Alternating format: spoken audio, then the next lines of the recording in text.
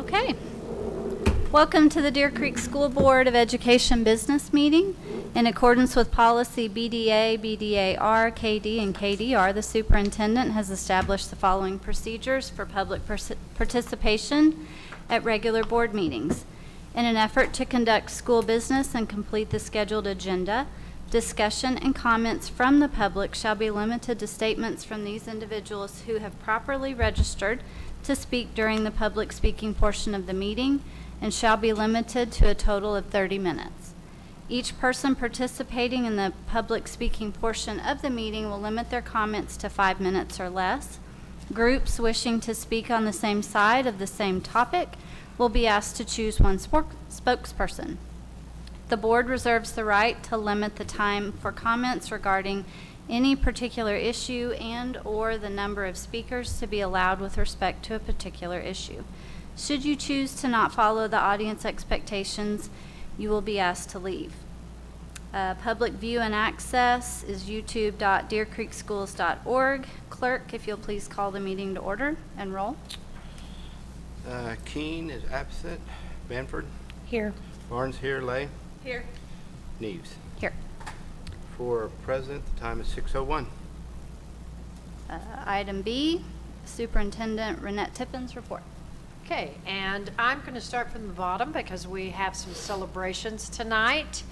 And so, Ms. Harris and Mr. Phillips, if you all will come forward to tell us all the great things happening.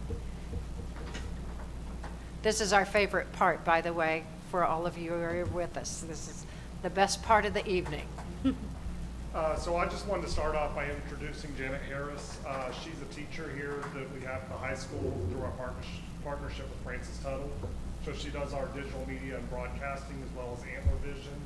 And then she's here tonight to recognize some of our outstanding business professionals of America.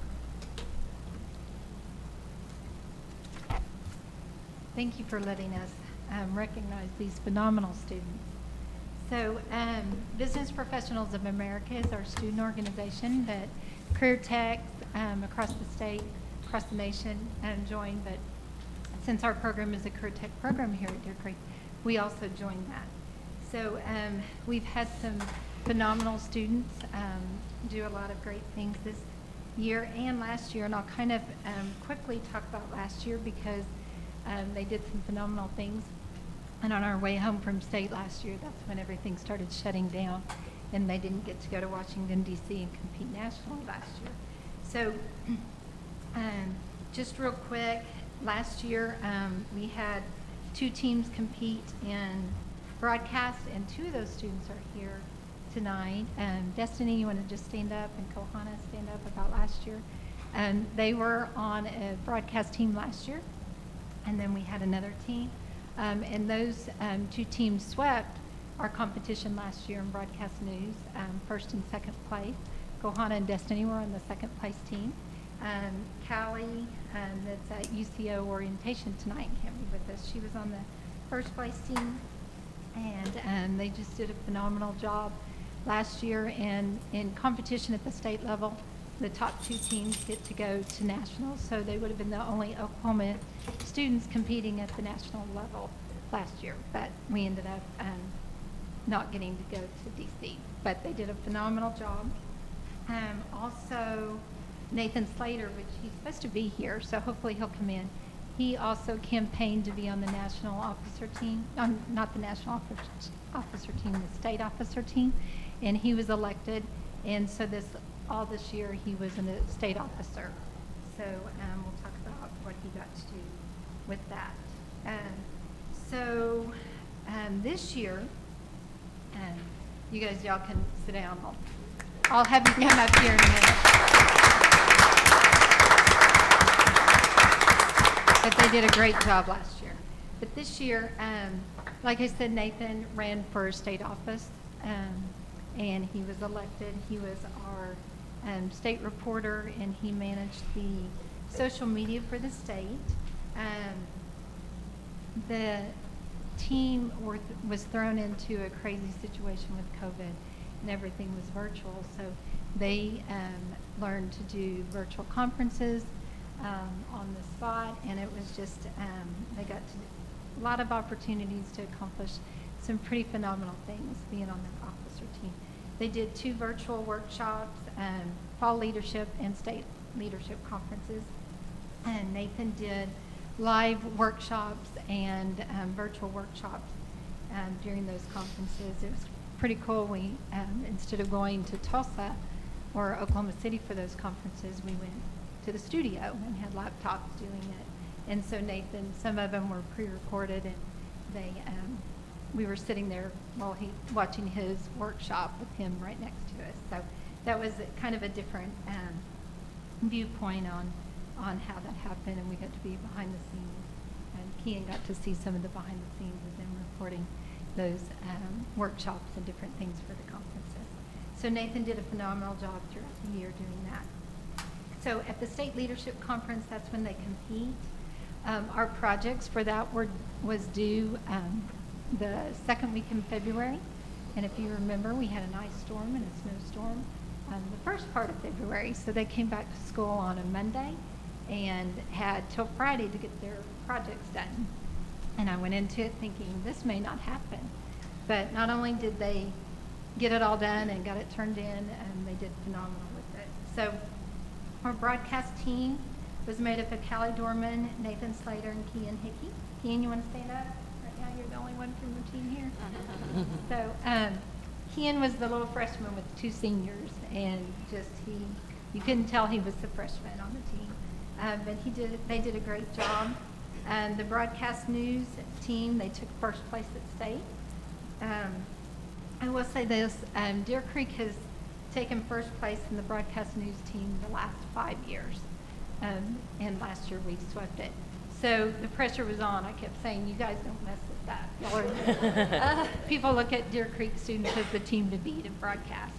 And a lot of that goes back to all the opportunities they get to do throughout the year, doing live work and broadcasting all the different things and the projects we do. So that was awesome. But he got first place at state. Podcast team. Podcast was a new competition this year. Thanks, Pete. And so Destiny and Kohana, Bryson Baker, he couldn't be with us tonight, and Kelton was on that team. So y'all want to stand up for a second? They were on that team, podcast team. We didn't know what to expect, but they went into it thinking we're going to learn a lot about this. And so we took a little room out of the studio and made it a podcast room, and they did their podcast, and they placed second at state. Did a great job, and that qualified them for nationals. Kelton, you stay standing for a minute, and Kohana. They competed in digital communications and design concepts, and that was a open test that anybody can compete. And Kelton got first place, and Kohana got 6th place in that. Did a great job. They really didn't know what they were competing in. It was during the ice storm, and I sent it to them, and I said, you need to compete, log on and do this. And they were like, what? And I'm like, sorry, we're not in school. I can't tell you what's going on. Just do it. And they did a phenomenal job. So they got to compete at the national level on that also. Okay. And then we had one other student compete at state, David Wu. He competed in health administration. We don't teach that, but he had a lot of background in that. So he placed 6th at state in that, but he couldn't be with us tonight either. So that leads us to nationals. So we had 8 students qualify for nationals. And since the podcast team is standing up, I'll talk about them first. So y'all have to come up on this one. So since we were supposed to go to Orlando, Florida for nationals in May, but it was virtual, so they got to go to the studio. So, but if y'all want to stand right here. So they competed in podcast, and they did a phenomenal job. They placed first place at nationals. Oh, wow.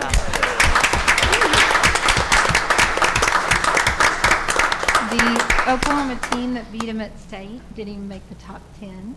So these 4 Bryson's on the team also, but they just did a phenomenal job preparing and making some changes for nationals and did a good job. So they got first place. And I have plaques for you.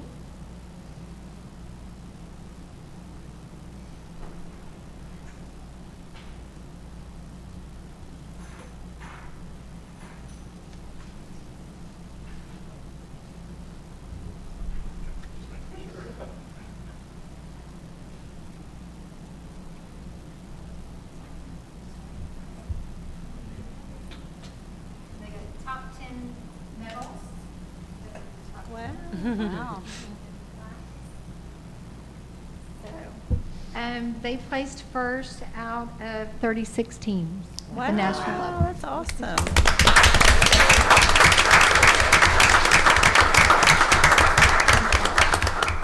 Wait, you want to take a picture?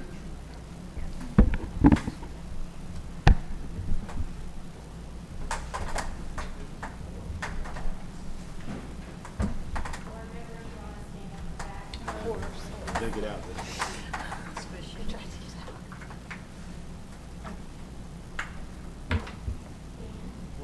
Janet?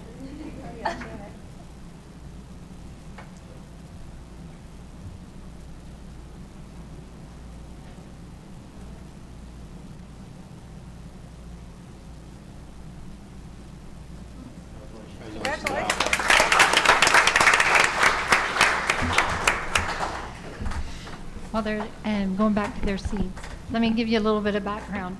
Students compete against technology centers, secondary students. So these students that are in class for 50 minutes a day, which none of the teams, we were on the AV schedule, so none of them had the same hour. They may have even had a different day. So them competing against technology center students that have 3 hours a day and specializing in that was just phenomenal. So our next group, Ken, come on up. You're representing your team, was the broadcast team. And so the last 4 years that we've placed at state, they've gone and they've been in the top 10, but third place was the highest they had placed in the past. But this team outdid that. They got second place at nationals, did a great job.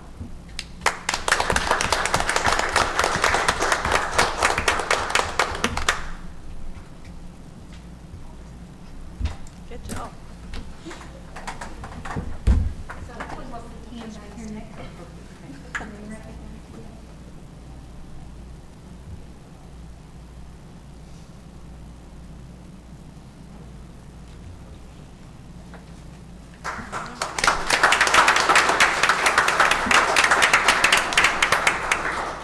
I'm going to throw something out too that's not in my notes. Zach Campbell, sitting over here all quiet.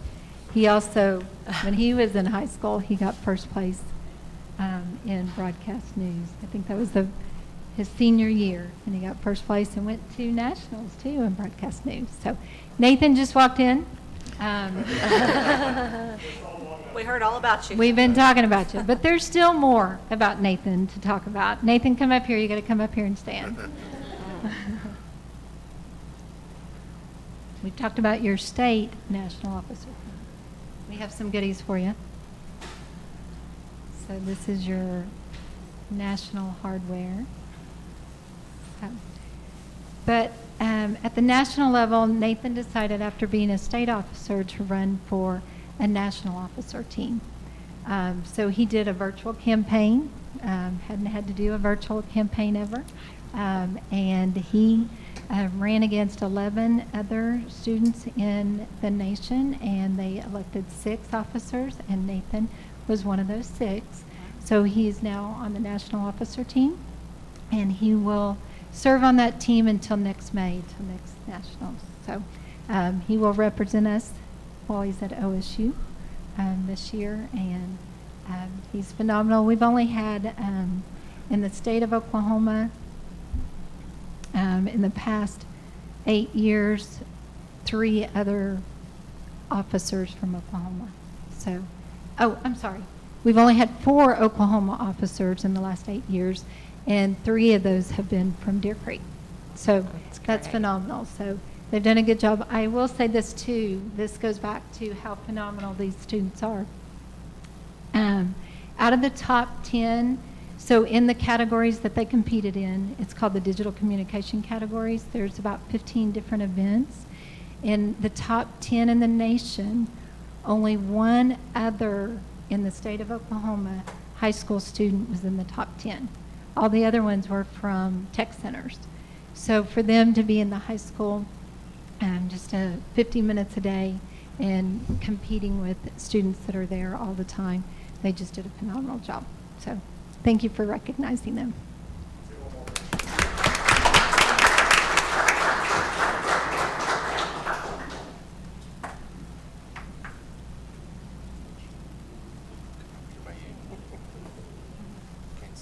Mark's head. Danny, we can't see. I'm kind of coming over here. Mark's head looks funny on my body.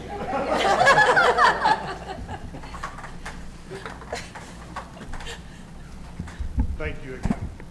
Thank you very much. Let's give them one more big round of applause. We truly are very, very proud of all of you, and I know you will go on to do great things. This leads on to wonderful things, and your leadership here in our schools is greatly appreciated. Thank you. Okay, we have one other report for tonight. Dr. Jones is going to share with us this evening a little bit about one of our really important initiatives. Good evening. We wanted to spend a little bit of time today just to give you, as the board, some information about as Superintendent Tippin said, a district initiative. Several years ago, 4 years ago, I believe, the principals were concerned about the change in the behavior at their sites. And so we began to look and do some research about PBIS, which is Positive Behavior Intervention and Supports. Some of us attended a one and done workshop, if you will, regarding CHAMPS. And later on in July, you'll hear more about CHAMPS. But we determined, as I was doing some research, I determined that we needed more than just a one and done workshop. We needed on-site coaching, because at every single school, the issues were different. The cultures were different, and so I proceeded to find some coaches. Stephanie Andrusak, the assistant principal at Spring Creek, had a friend in Norman, and Norman had had success with some coaching. So I reached out to those coaches and immediately determined that I felt like they would be a good fit for Deer Creek schools. And so they actually come here from Texas. You'll hear from them, Mary Margaret Sauls and Albert Feltz. Albert still continues to work for the Region 13, which is a portion of the Texas Education Department. So I wanted to give this information to you so you have an overview. MTSS is multi-tiered systems of support, and that's really the umbrella that RTI, which is response to intervention, PBIS, restorative practices, all of those fit within that umbrella. So tonight we're going to give you an overview, and then so that will be part one. And I know that you have many things to do tonight, so we're just going to chunk this out for you. So part one will be the overview by Mary Margaret and Albert, and then in July you'll hear some wonderful teacher testimonies, see some tremendous data of our cohort 1 and 2. When I said, hey, is anyone interested in PBIS, 2 schools initially were, and they jumped on board and started the training. So we're moving along, and so the first cohort was Deer Creek Middle School and Spring Creek. So those are the schools that we're sharing the data with, because they've been doing this the longest. And so they're further along in the process. It is a lot of work, and it is a change in culture and a change in mindset for not only the students but also the staff. And so I'm very proud of what they're doing. But again, we just want to give you an overview tonight.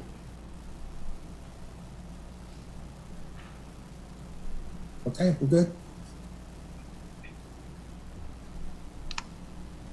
Good evening. I'm Mary Margaret Sauls and my colleague Albert Feltz, and we have had the pleasure for the last 3 years of working with your school district, and we're so honored that we have a few minutes with the Board of Education this evening. After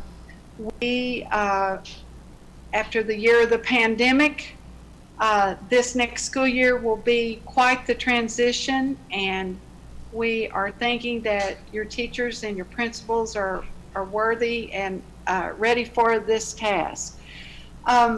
One of the things that Albert and I have been doing over the last couple of years is teaching and coaching some of your campuses, and we started with Deer Creek Middle School and Spring Creek Elementary. They have been in the process the longest. Cohort 2 were several of the elementaries, and we have a total of 6 campuses right now that we're working with in your school district, and we hope by January next year in the spring that we can add the remaining additional campuses in Deer Creek. One of the things we want to do really quickly is talk to you about this very state-of-the-art best practice model. It's an instructional model that is research-based. It fits like a glove with Marzano, which y'all have been working on for last several years, and is very interdependent. The multi-tiered systems of support is very interdependent, like the Marzano. So Albert is going to talk to you a little bit about what the model is, and then we'll talk a little bit about a couple of our campuses, and hopefully you'll get to see their videos tonight from the 2 campuses I mentioned to kind of hear teacher testimonial, because we're all about data, and it's very important for you to know that this is a best practice model that is working. So multi-tiered systems of support, it's a data-driven decision-making process, because what we firmly believe and what the research says is that campuses and districts should be looking at data to determine what the best outcomes for students are. In looking at that data-driven decision-making model, there are several key components to multi-tiered systems of support that we've been working with our campuses on. The first is positive behavior interventions and supports, PBIS. And that is the structure, the rules, the processes, the procedures that schools develop in order to keep students safe, respectful, and responsible. In addition to that, the other side of that equation from the multi-tiered system of support model is really looking at response to intervention. How do students respond to instruction? How do we measure and use data to determine if our students are actually learning? I know that it's predicted this year that we should see or could expect some potential learning gaps in our students because of the structure of school last year. And with a strong response to intervention model, it allows you to be able to look deeply at the learning gaps students may have and how to help intervene and close those gaps as quickly as possible. There are 4 other practices included in the MTSS process. We know that students are going to make mistakes, and we know that that's just part of growing up. If we think back at our own childhood, we know that at times we did not always make good decisions. Well, as a response to that, a lot of times what ends up happening is we wait for somebody to make a mistake, and then we catch them doing the wrong thing, and then we own the consequence of their by putting a consequence, as well as looking at trauma-informed practices. And all of these components work together in a multi-tiered framework. When we talk about multi-tiers, we're really looking at 3 tiers of support. If you look at the slide, the green tier is universal, and that applies to all students. And those are our tier 1 supports. And the research supports that about 80% in Deer Creek, I would say it's probably closer to 90 to 95% of students fall in that tier 1 category. And in tier 1, the MTSS process focuses on how do we develop school-wide expectations that are clear, consistent, and equitably applied. How do we have acknowledgement systems, and are we paying attention to what students are doing right, or are we just paying attention to what students are doing that's problematic? Looking at class instruction, looking at making sure that we have an integrated curriculum from pre-K through 12, looking at making sure we master those social emotional learning standards, and then really start having restorative conversations and proactive circles with students. So getting to know students, helping them develop meaningful relationships, because it's much harder to cause harm to someone you care about than it is to somebody that you think doesn't care about you. So how do we build those relationships? At tier 2, which is our targeted level of intervention, at that point in time, those are the students that need just a little bit more support. Those are the students that may be struggling somewhat, but still with extra support, extra guidance, extra levels of intervention. can still function really well within the context of the whole school setting. And in that, we look at check-in and check-out. That's where a meaningful adult checks in with them in the beginning of the school day and checks out with them at the end of the school day. Looking at targeted support groups. So we may have a group where for students that have significant levels of anxiety, where they may receive interventions around anxiety on a weekly basis with someone who's qualified to provide that level of support.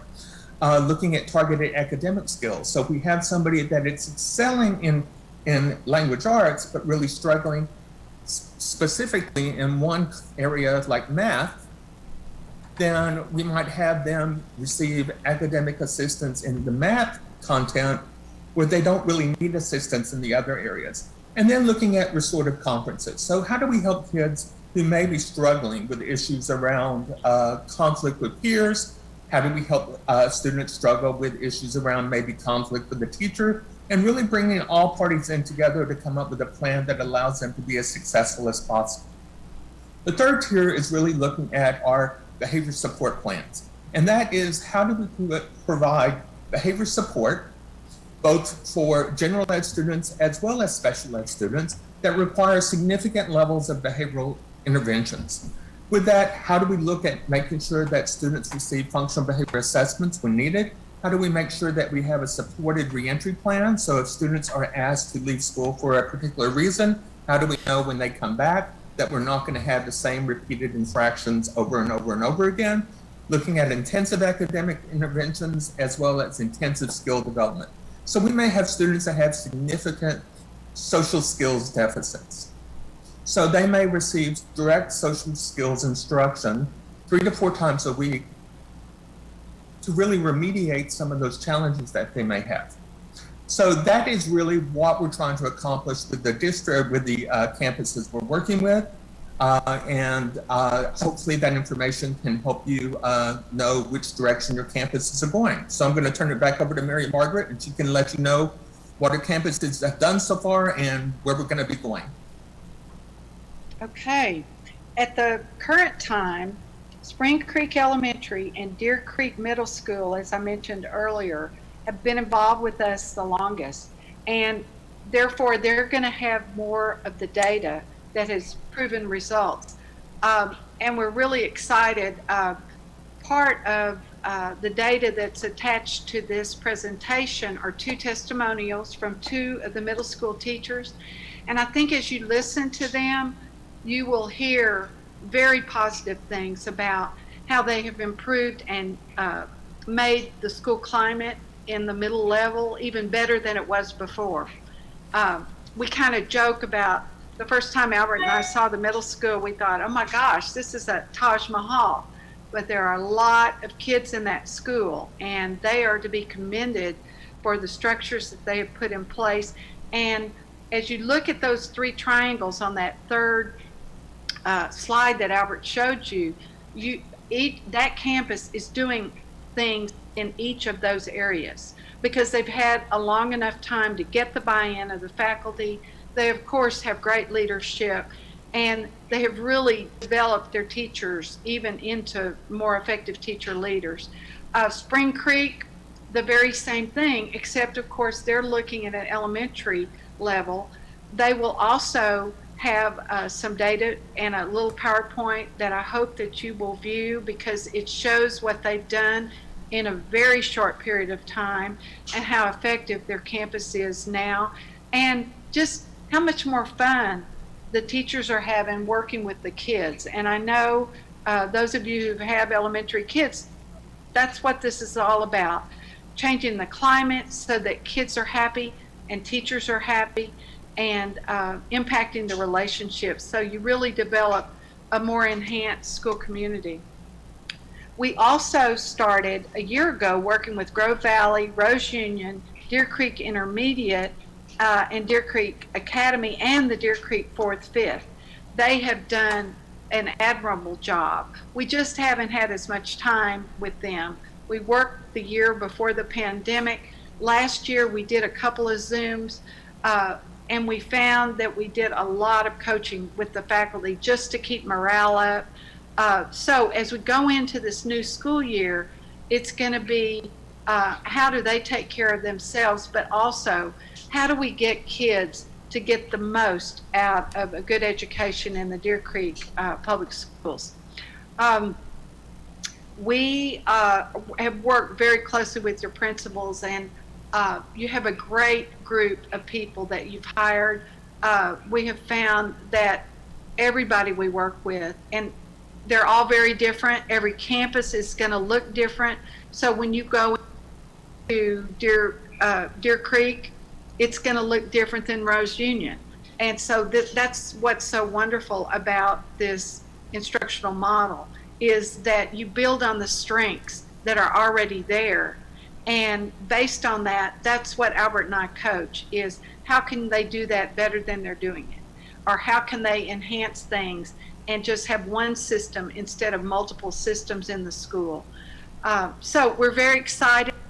Continuing, our big focus will be to develop more supports at that tier 3 level, and we'll be working with special ed and the behavior component of that.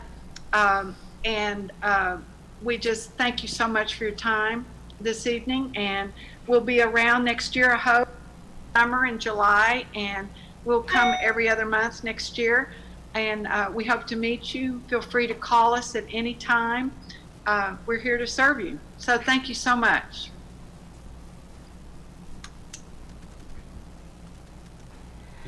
Again, as Mary Margaret, originally I told them they had 20 minutes, and then I called them back and said, no, you only have 10. So you could tell they were talking as quickly as they could.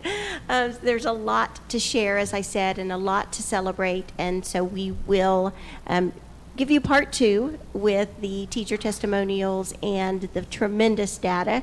But just to give you a little bit of information, one of the behaviors at the middle school that they've been tracking over the last 3 years changed in 2 years, I think, by 73%. So that just goes to show that all of the hard work and all the dedication of the staff and the students is really paying off. So, did you have any questions?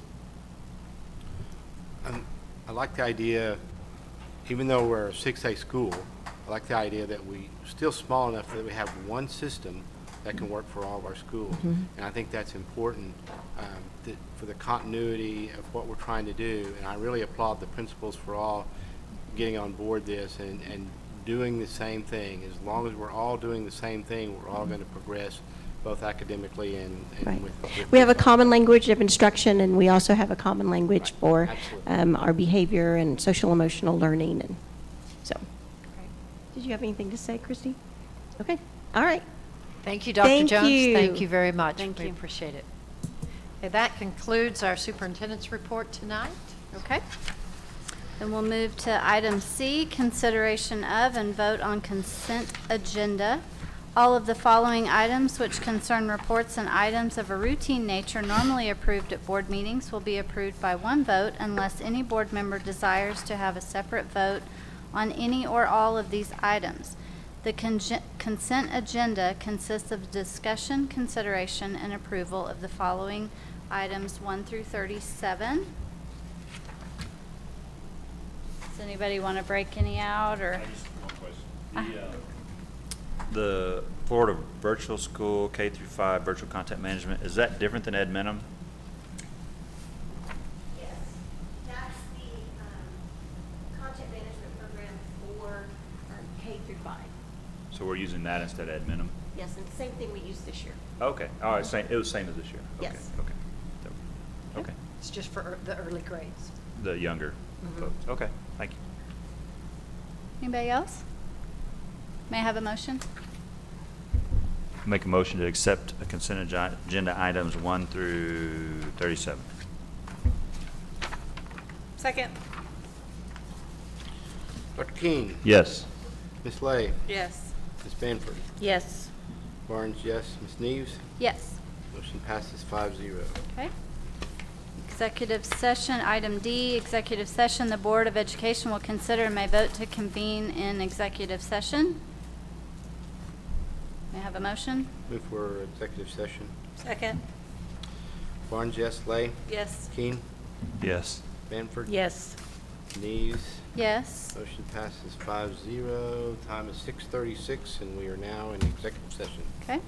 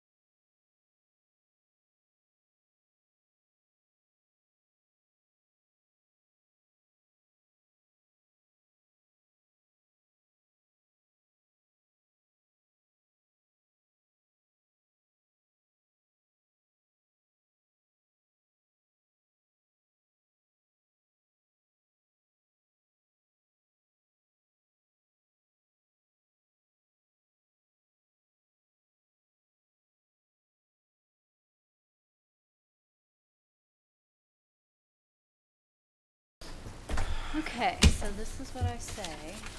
Oh, mics are on.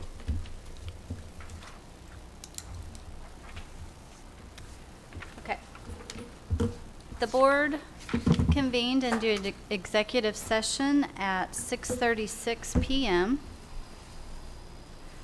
Present in executive session were Stephanie Hyder from OSSBA, board members Andy Neves, Kelly Lay, Danny Barnes, Lori Bamford, and Michael Keene, and Superintendent Renette Tippins. The board met in executive session to discuss the employment of a new superintendent of schools as authorized by the Oklahoma statutes Title 25, Section 307B1.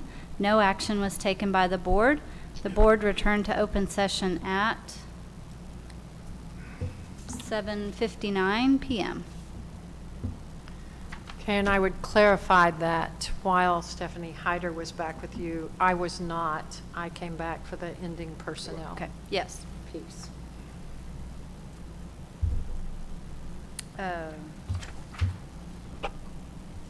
Okay. Item G, discussion and possible vote of the superintendent's recommendation concerning employment as listed on the personnel schedule. Make a motion to accept. Second? Keen, Yes. Lay, Yes. Bamford, Yes. Barnes, yes, Neves. Yes. Motion carries 5-0. Okay. Section H, public to be heard. Okay. Item I, business items. There are none at this time, no action. Item J, adjournment. Move for adjournment. Second? Barnes, yes. Bamford. Yes. Keen, Yes. Lay, Yes. Neves. Yes. Motion to approve. The time is, 7:01. what time is it? 7 8 o'clock, 8:01. 8:01. Danny, it's supposed to be Andy, Kelly, me, if I'm not. Hey, I'm the clerk, okay? Yeah. That's mainly the way they did it in 1955. Sassy. 2021. Yeah, I did it for 2 years. You want to be the